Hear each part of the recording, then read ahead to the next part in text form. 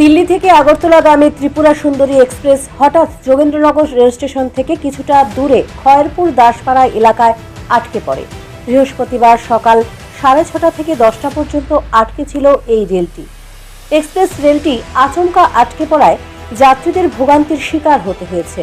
যাত্রীদের অভিযোগ, ট্রেনের ইঞ্জিন বিকল হয়ে পড়লে সেটা আটকে পড়ে, কিন্তু কখন ট্রেনের ইঞ্জিন ঠিক হবে তা রেলের কোনো কর্মী বলতে পারেননি। এই পরিস্থিতিতে রেলের যাত্রীদের অনেকেই নিজেদের খেয়াল খুশি মতো অন্য গাড়িতে করে আগরতলায় চলে আসেন। अच्छा है। मैं तो गोवा से आया हूँ। कितनी देर यहाँ पर रुक कर रखा है? 6 बजे आए थे हम लोग यहाँ पे। अच्छा, अभी अभी तो कितना हो गया, 4 घंटा। 4 घंटे। कुछ पता है क्या हुआ था?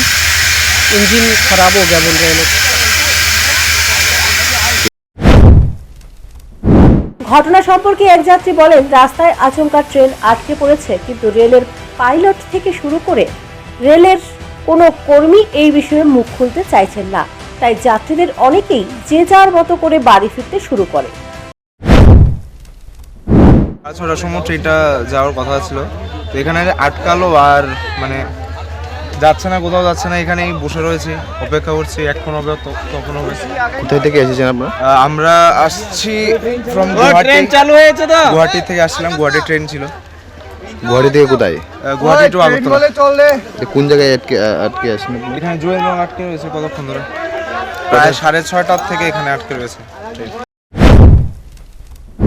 প্রায় 3.5 ঘন্টা সময় লেগেছে ট্রেনের ইঞ্জিন সারাই করতে।